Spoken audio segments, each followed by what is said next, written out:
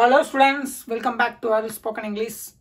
இந்த கிளாஸ்ல நம்ம என்ன பார்க்க போறோம்னா tenses and verbs.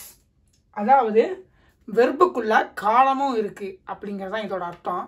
நான் போன கிளாஸ்ல என்ன சொல்லிருந்தேன் அப்படினா இந்த உலகத்திலே வந்து மூணு அடிப்படை வெர்புகள் தான் இருக்கு. ஒன்னு வந்து be, அதாவது தமிழ்ல இரு அப்படினு சொல்லுவாங்க. இருக்கிறது, இருந்தது, இருக்கும் அதெல்லாம் அதுல தான் வரும்.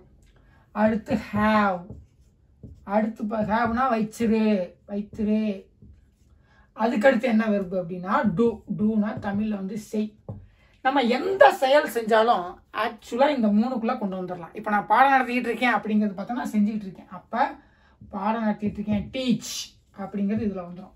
அடுத்து பாத்தீங்கன்னா இந்த இப்போ என் கையில பேனா இருக்கு அப்படிங்கிறப்ப ஐ ஹாவ் எ பென்.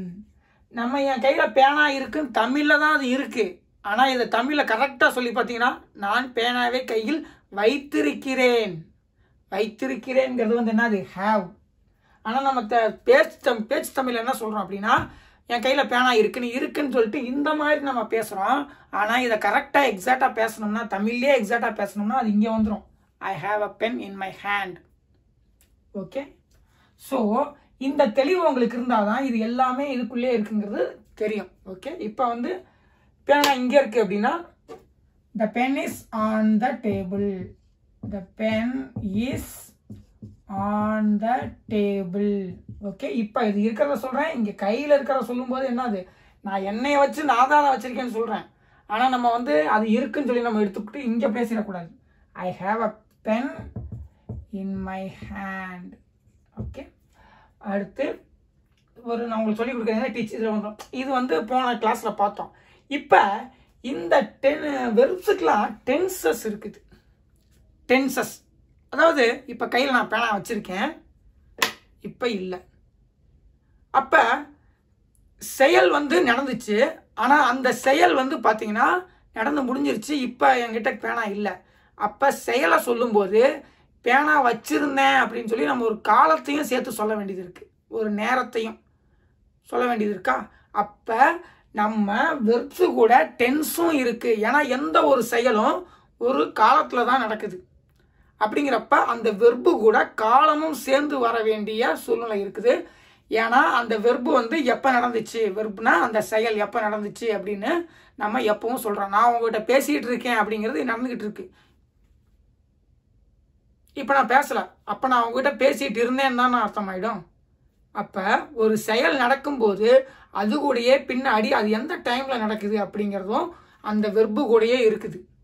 இப்போ நான் பேசிட்டு இருக்கேங்கிறது அது செயல் நடந்துகிட்டு இருக்கு. அப்போ அது வந்து நிகழ்காலம் நம்ம சொல்றோம்ல, நடந்துகிட்டு இருக்கு நிகழ்காலம், இப்போ நடந்துகிட்டு இருக்கு.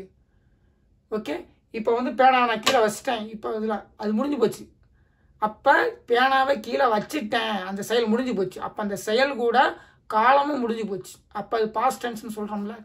அப்போ செயல் கூட எப்பவுமே ஒரு வெர்பு, அதாவது ஒரு டென்ஸ் இருந்துகிட்டே இருக்கும். ஏன்னா எந்த ஒரு செயலுமே நடக்கும்போது அது ஏதாவது ஒரு காலத்தில் நடந்து தான் ஆகணும். எதுவுமே இல்லாத காலத்தில் எப்படி நடக்கும்? ஒன்று முன்னாடி நடந்துருந்துச்சுன்னா அது இறந்த காலம், இப்போ நடந்துகிட்டு இருக்குன்னா அது நிகழ்காலம், வருங்காலத்தில் அது நடக்கும் அப்படின்னா அது எதிர்காலம். ஸோ எல்லா வெர்ப்ஸு கூடயும் டென்ஸ்ன்னு ஒன்று இருக்குன்னு நம்ம தெரிஞ்சுக்கணும்.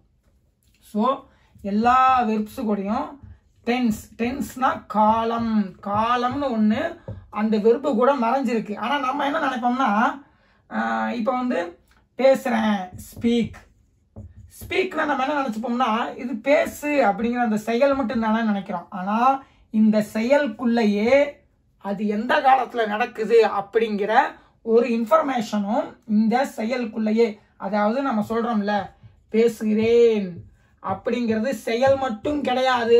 இந்த செயல் கூட ஆக்ஷன் பிளஸ் டைமும் இருக்குது. இந்த செயல் கூட ஆக்ஷன் பிளஸ் டைமும் இருக்குது. ஓகே, இப்ப நான் இறந்த காலத்துல பேசினேன். அப்ப இந்த செயல் கூட செயல் என்ன பேசு, டைம் என்ன பாஸ்ட்.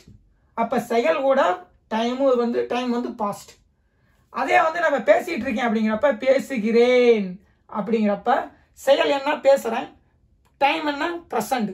ஸோ நம்ம வந்து மொட்டையாக ஒரு வெர்பை பார்க்கும்போது அந்த ஆக்ஷனை மட்டுமே நம்ம எப்பயும் ஃபோக்கஸ் பண்ணக்கூடாது. அந்த ஆக்ஷன் கூட வெர்பில் டைமும் இருக்குது அப்படிங்கிறதையும் நம்ம மைண்டில் வச்சுக்கணும். புரியுதுங்களா?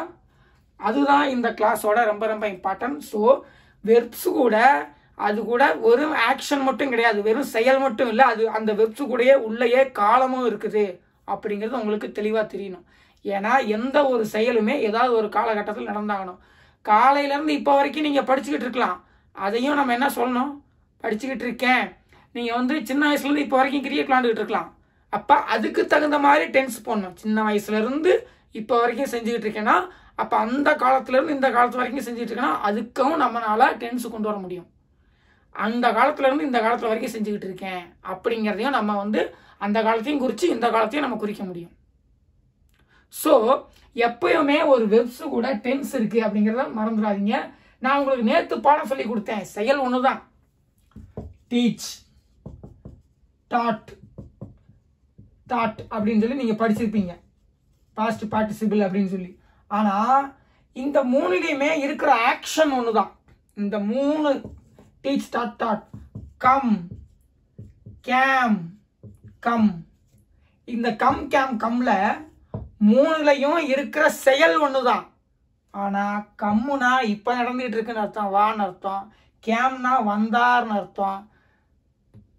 இந்த கம் வந்து பாஸ்ட் பார்ட்டிசிபிள், இது வந்து அதை அப்புறம் சொல்லித்தரேன். இப்போ நம்ம வெல்கம் கூட போட்டுக்கலாம், வெல்கம் போட்டால் வருவார்னு அர்த்தம். ஸோ ஒரு வெர்பில் எப்போவுமே ஒரு செயல் மட்டும் இல்லை, அது கூட அது பின்னாடி காலமும் இருக்குது அப்படிங்கிறத நீங்கள் மனசில் வச்சுக்கணும். அதுதான் இந்த கிளாஸ். ஸோ டென்சஸ் இன் வெர்ப்ஸ், வெர்ப்ஸுக்குள்ள ஒரு காலமும் எப்பயுமே இருந்துக்கிட்டே இருக்குது. ஏன்னா எந்த ஒரு செயலும் ஒரு காலகட்டத்தில் தான் நடக்குதுங்கிறனால அந்த வெர்பு வந்து அந்த காலத்தையும் சொல்ல வேண்டிய சூழ்நிலையில் இருக்குது. அதனால தான் டென்சஸ் இன் வெர்ப்ஸ். ஸோ நம்ம ஒரு வெர்பை பார்க்குறோம்னாவே அதுக்குள்ளே டென்ஸ் இருக்குது அப்படின்னு சொல்லி அர்த்தம். அதை நீங்கள் புரிஞ்சுக்கணும். ஸோ இதுதான் இந்த கிளாஸ். இன்னும் வர கிளாஸில் ரொம்ப ரொம்ப சிம்பிளாக தான் இருக்கும். ஏன்னா கான்செப்டை வந்து ரொம்ப சிம்பிளாக சொல்லி கொடுத்துடணும் அப்படிங்கிறதுக்காக முடிவு எடுத்துருக்கேங்கிறத விட 2-3 விஷயத்தை நம்ம கம்பேர் பண்ணுறோம் அப்படின்னா தான் ஒன்றை விளக்கி இன்னொன்று விளக்கி அப்புறம் கம்பேரிசனில் என்ன சிமிலாரிட்டி இருக்குது அப்புறம் என்ன டிஃப்ரென்ஸ் இருக்குலாம் சொல்ல வேண்டியது வரும். இனிமேல் வந்து பார்த்தீங்கன்னா வச்சுக்கோங்க, இந்த மாதிரி சிம்பிளாக தான் கிளாஸஸ் இருக்கும்.